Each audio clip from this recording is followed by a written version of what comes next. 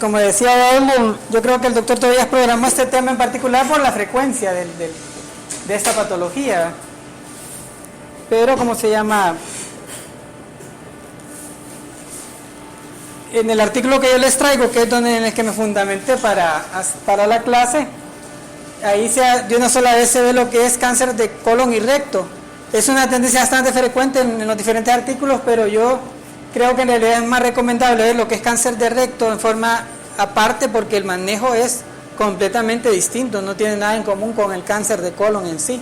Tal vez, como les decía, lo único en común es que los 2 centímetros de margen con respecto a los límites del tumor es lo mínimo que se debe dejar a la hora de hacer un corte, pero de ahí en lo demás el manejo es bien distinto. La cirugía de cáncer de recto es una cirugía bien sofisticada, es la resección abdominoperineal, ¿verdad? Que esa ya requiere experiencia y habilidad para hacerla, y el manejo es bien distinto, ¿verdad? Entonces, por eso es que en realidad yo creo que no es conveniente abarcarlo en un solo tema, y pues el doctor Tobías solo programó este tema con el cáncer de colon. Les explicaba yo al compañero de que en el cáncer de colon hay 2 grandes espectros: lo que es el cáncer esporádico, que aunque se llama esporádico, en realidad es más del 80% de los casos de cáncer de colon, y lo que es el cáncer de colon hereditario, que ese se divide en 2 grandes grupos. Son apenas el 20%, pero se dividen en los que son con pólipos múltiples, con poliposis, y los que son sin pólipos.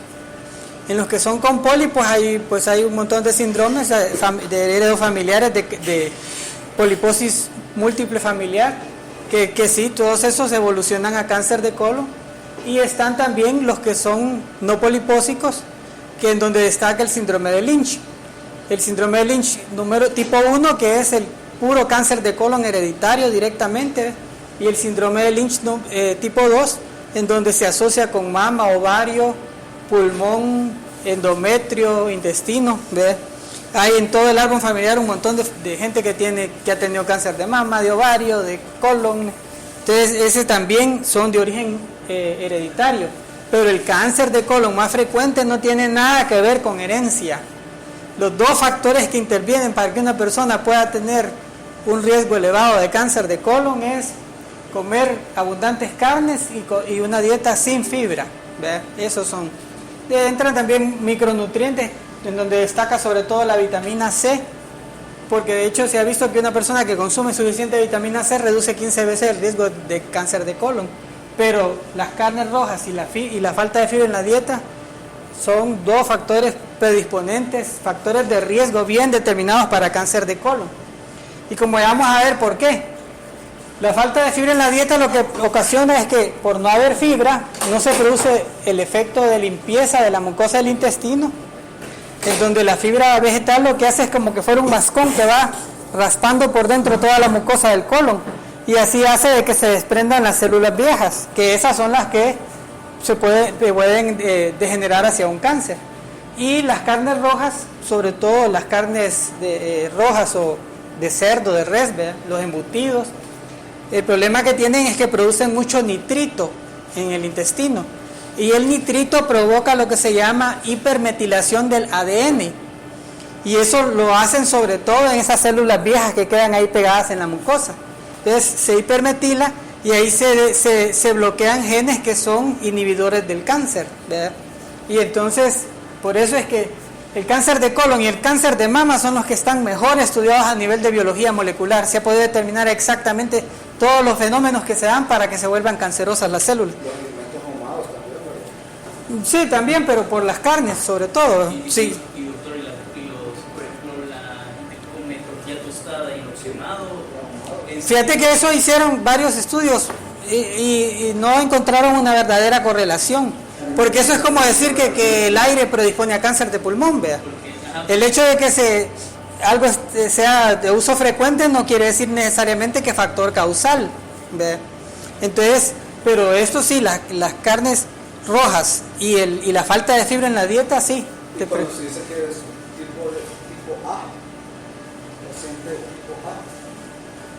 No sé, bueno, como ya vamos a ver, el cáncer de colon en esos 2 grandes grupos se dividen en lo que son el esporádico, que aunque se llama esporádico es el más frecuente, el 80% de los casos de cáncer, y el hereditario propiamente, que ahí hay una gran variedad, ¿verdad?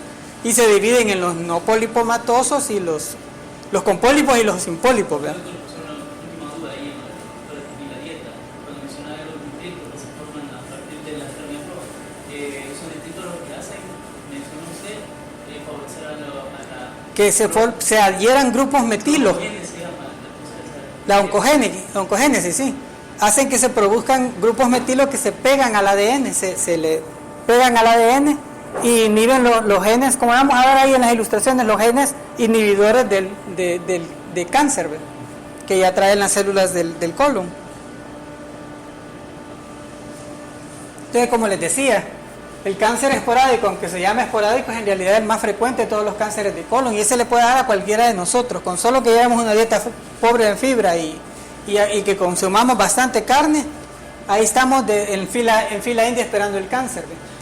De ahí están los hereditarios, que ahí se meten los que están asociados a CUS y Crohn, ¿verdad? Enfermedades inflamatorias, y los polipósicos, que hay varios síndromes ahí, y el hereditario no polipósico, que también ahí lo que destaca es el síndrome de Lynch, que en el Lynch está el Lynch 1, que es el cáncer de colon hereditario directamente, que todos, el papá y los hijos tienen cáncer de colon, y el Lynch 2, que se asocia con otras neoplasias como mama, ovario, intestino, endometrio, pulmón, etcétera.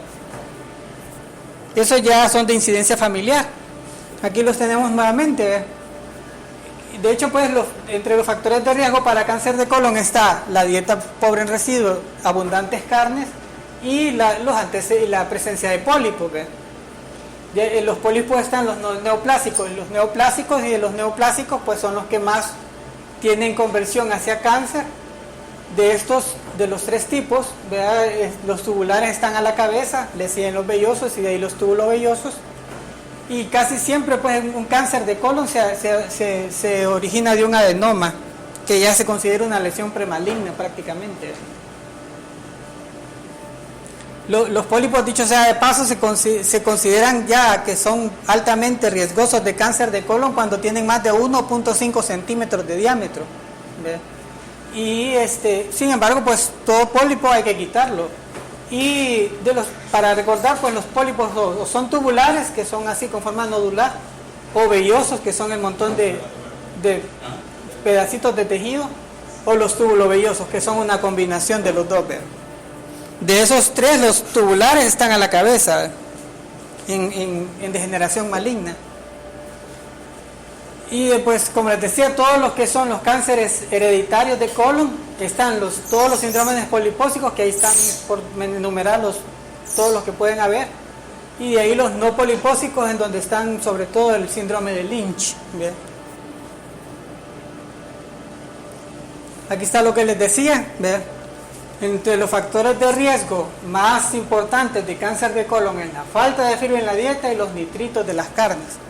Y eso se ha venido a corroborar con un estudio enorme que han hecho en China, de un estudio epidemiológico en donde han abarcado más de 100.000 individuos.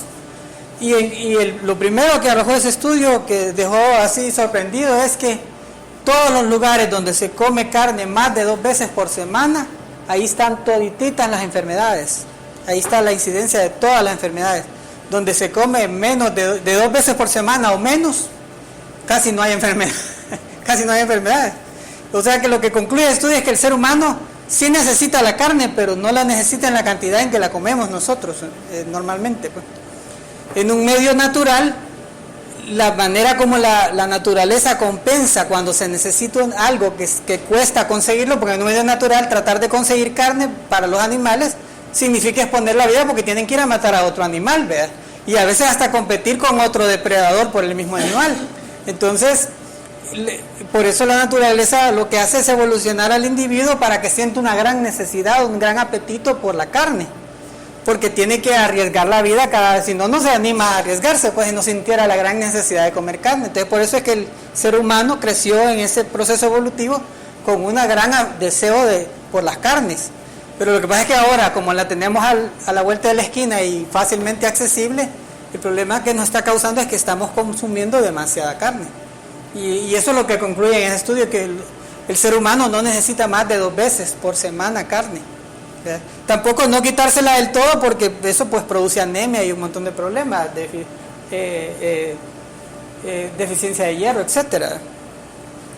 Y esto es lo que les decía, en la cadena de ADN de las células de la mucosa del colon existen lo que son genes supresores de tumores que están haciendo la transcripción para poder producir las proteínas que van a suprimir el crecimiento desordenado de la célula. Y en esas células que están expuestas hacia la luz del colon, por la exposición a los nitritos se produce una cierta metilación del ADN que es tolerable, pero cuando esta sobrepasa y empieza a afectar los genes supresores, entonces estos dejan de expresarse y es donde empieza a crecer la célula en forma desordenada y degenera hacia un cáncer.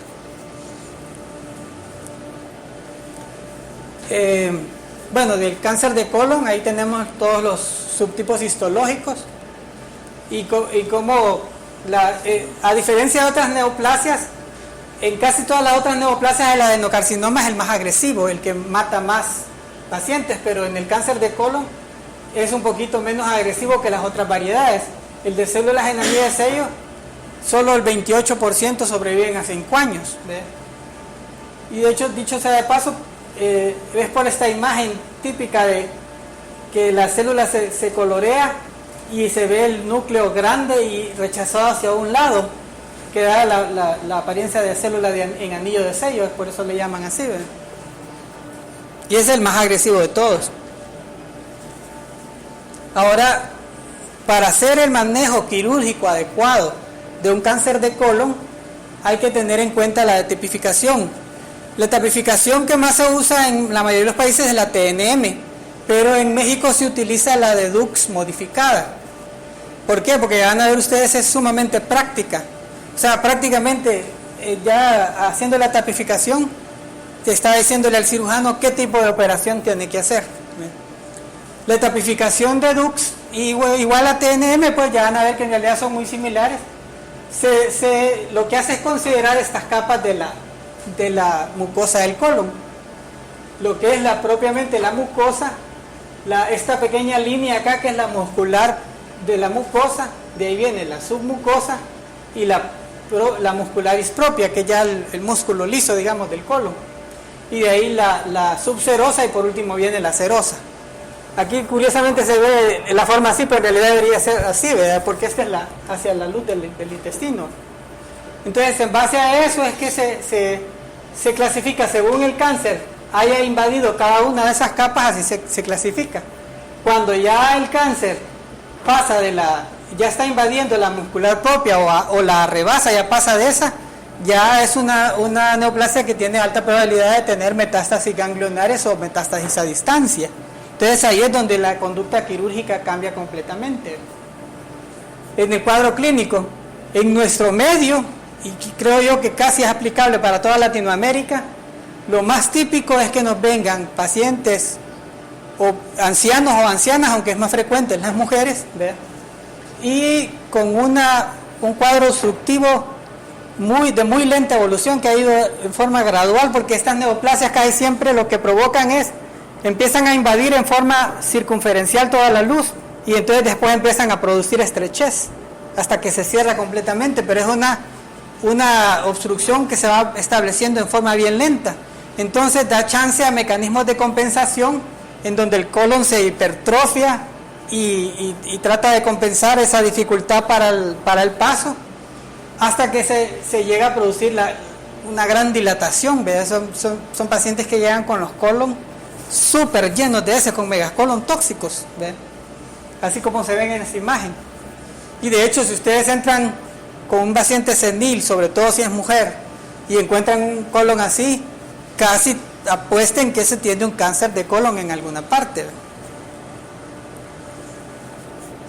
Entonces, existe ya desde hace tiempo la clasificación de Dux, pero la que está aceptando a nivel mundial ahorita es la clasificación de Dux con la modificación de Astler y Kohler.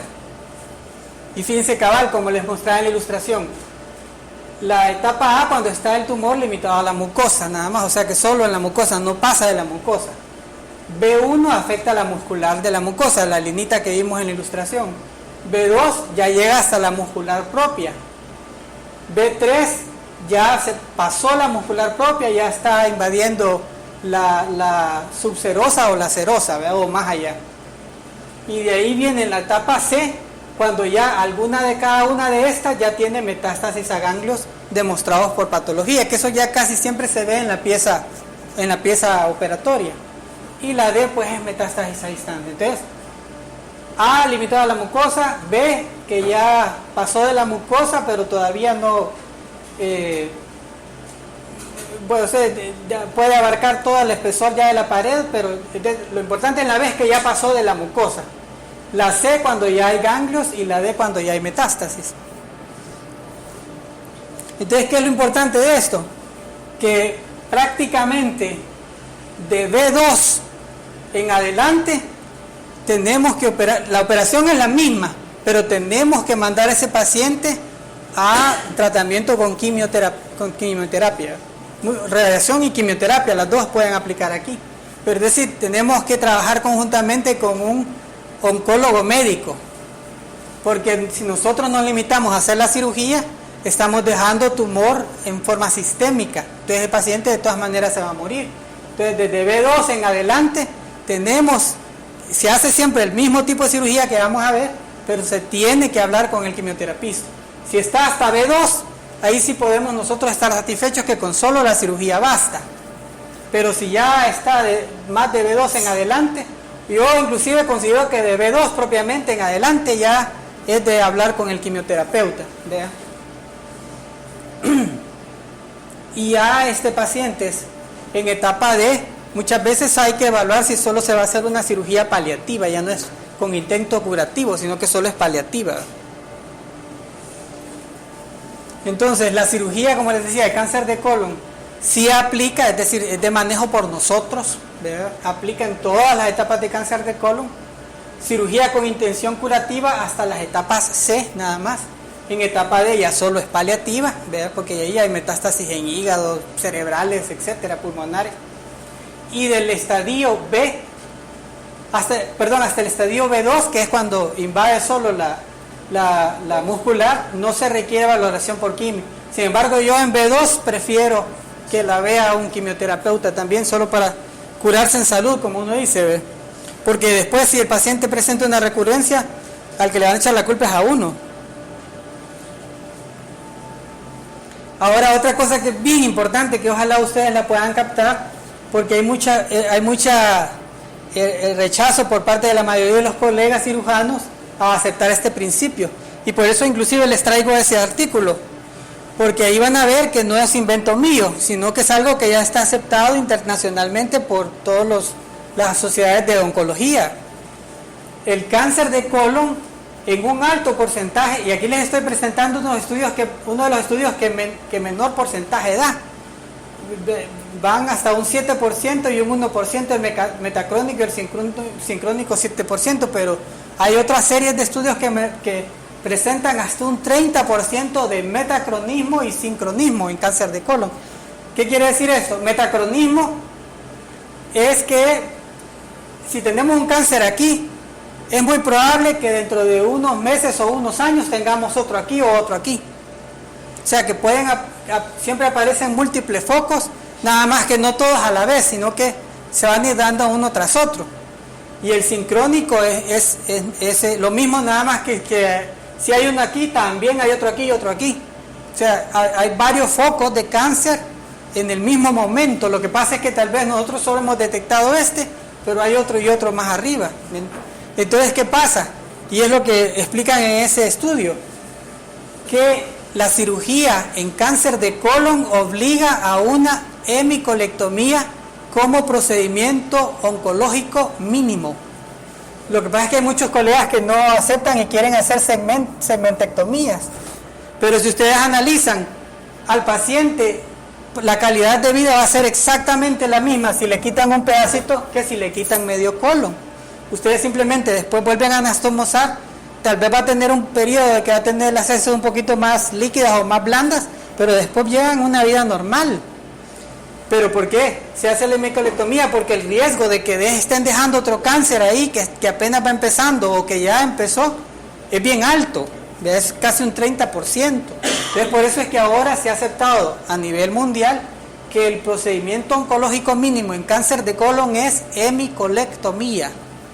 Hemicolectomía, como ya vamos a ver más adelante. Y aparece de una forma así, distal, proximal, o puede ser en el sigmoide, puede ser en el ciego. Lo más frecuente en los esporádicos es que sea en el lado izquierdo, pero sí pueden, por ejemplo, en los casos hereditarios pueden haber en el derecho, bueno, en las poliposis. Bueno, en la poliposis está indicada la colectomía total, porque esos pacientes en cualquier parte del colon donde tengan los pólipos, ahí les va a salir el cáncer. En eso está indicada la colectomía total. Es más, en algunos centros abogan por colectomía con resección del recto, o sea que quedan con una ileostomía permanente los pacientes, que es bien problemática.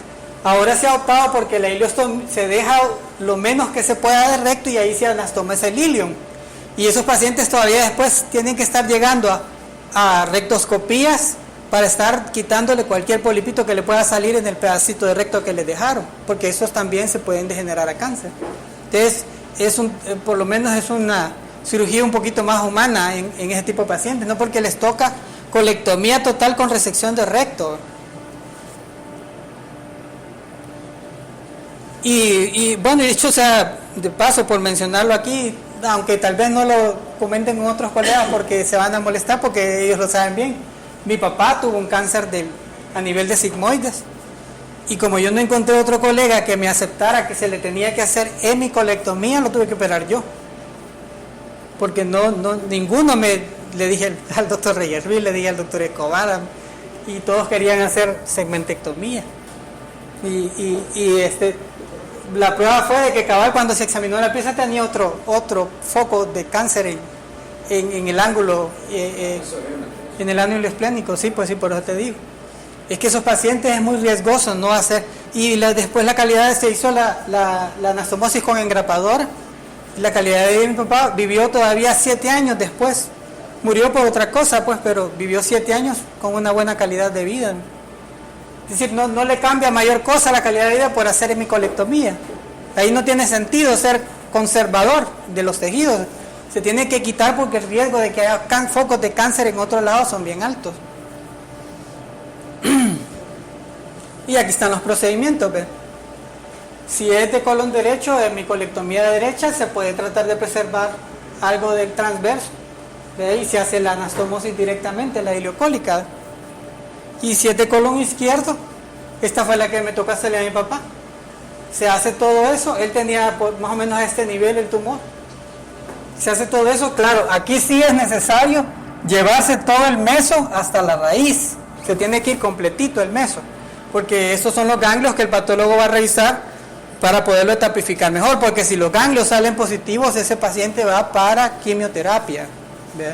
No se puede dejar solo con la cirugía, si no va a recurrir el cáncer ahí y al que le van a echar la culpa es a uno. En el caso de mi papá, por suerte, no tenía ganglios positivos. Aquí para que recordemos nada más, a la hora de hacer la resección del meso, acordémonos que hay 3 arterias que suplen el colon, cólica derecha, la pendicular, la ileocólica, pero principalmente son 3 troncos arteriales y la arteria marginal de Drummond, ¿verdad? Y así, según la parte que se vaya a resecar, así tenemos que tener cuidado de cómo se va a hacer la resección de los vasos ahí, porque se tiene que ir, como les digo, toda la pieza junto con todo el meso hasta la raíz. Tiene que llegarse hasta la raíz. Acuérdense que la raíz del mesenterio va desde el borde izquierdo de L2 hasta la articulación sacroilíaca derecha. Todo eso es la raíz del mesenterio. Ahí es donde está fijo el mesenterio, toda la pared posterior. Y en cambio la circulación venosa, pues solo son 2 troncos principales, ¿ve? La arteria mesentérica superior y la inferior. Ahora, si por ejemplo tenemos un tumor en el colon izquierdo y en el derecho. Ah, Todo. cabal, se tiene que ir todo, ni modo. Ahí sí no queda de otra. No se puede estar preservando un pedazo de transverso. Y esto para los ganglios, como les decía, pues hay que tratar de hacer la resección, que esa es otra de las ventajas de la hemicolectomía, que el compromiso vascular que se hace va más acorde con lo que se está quitando, ¿ve? Entonces se puede quitar de manera suficientemente amplia el mesocolon y llevarse bien todos los ganglios que pueden estar afectados y se hace una resección más anatómica. Y eso de estar quitando un pedacito de colon aquí, que dicen, no, si con 2 centímetros arriba y abajo que le dé suficiente, sí, pero el problema es que puede tener tumores en otros puntos, ese es el problema. Y aquí es una forma más simple de ver los niveles de ganglios en el colon, ¿vean? Lo que se llaman los derramos principales, que están más cerca del colon, las arcadas marginales y los que están adyacentes al colon. Pero como les digo, aquí la idea es tratar de llevarse completo hasta a la propia raíz del mesenterio todo. Luego de la cirugía, como les digo, si después de que se manda la pieza a patología determinan que había ganglios tomados o que la etapa era B2 o mayor, lo más sano y lo más en beneficio del paciente es mandarlo a valoración por el oncólogo médico. Ellos van a ver si necesita radioterapia o necesita quimioterapia también. El cirujano solo puede hacer un control, lo que se llama loco regional. Quita el tumor y quita los ganglios que puedan estar afectados. Pero ya las células que andan ahí en el torrente sanguíneo o en los linfáticos, esas no por muy bien que hagamos el procedimiento, esas no la podemos quitar jamás. Después se necesita un tratamiento sistémico. No se puede quedar uno solo con el tratamiento quirúrgico. Y yo no sé por qué a varios colegas aquí les cuesta aceptar ese concepto, pero es un concepto ya que está bien aceptado mundialmente. Y posteriormente, pues estos pacientes se hace el seguimiento, sobre todo con lo que es el antígeno carcinoma embrionario y con colonoscopías de control. En el caso de mi padre fue tan chistoso que cuando le hicimos la colonoscopía al 5º año, que ya después del 5º año ya se puede suspender todo porque ya se considera que está curado de la enfermedad. Si ya no tuvo ninguna recurrencia ni a nivel de marcador tumoral ni a nivel de la colonoscopía, ya se puede dejar libre de seguimiento porque ya se considera curado. Lo curioso con mi papá fue que al 5º año que le dieron la colonoscopía, el colonoscopista no creía que le habían hecho hemicolectomía, él veía el colon normal, le veía todas las flexuras y todo normales al colon. No creía que le habíamos quitado medio colon. Pero les digo, en realidad la cirugía no está justificado querer ser tan conservador. Si le va a poner más en riesgo la vida del paciente. Y el antígeno carcinoma embrionario, pues que es el marcador tumoral que más utilizamos para hacer el seguimiento de estos pacientes, porque si tenemos una elevación, eso nos está alertando de que ha vuelto a haber una recurrencia. Acordémonos que en fumadores, como el fumar eleva el antígeno carcinoma embrionario, se considera el límite normal hasta 5 nanogramos por mililitro, y en los no fumadores en menos de 3 nanogramos por mililitro. El antígeno carcinoma embrionario es tan sensible que a veces inclusive con solo un tacto rectal puede provocar una elevación, ¿ve? Y se puede elevar en otra serie de patologías también, ¿ve? No es específico del colon, ¿ve? Pero sí es un buen marcador tumoral. Si clínicamente no hay nada, pero tenemos una elevación importante, pues sí hay que empezar a buscarle qué es lo que se puede hacer con ese paciente, ¿ve? Pero cuando se haga un manejo adecuado desde el inicio, las recurrencias son raras, ¿ve? Y básicamente, no sé si hay alguna pregunta. Luego aquí para que ya se despejen un poquito, para que vean que no estamos tan mal en el país, ¿ve? Esta creo que es aquí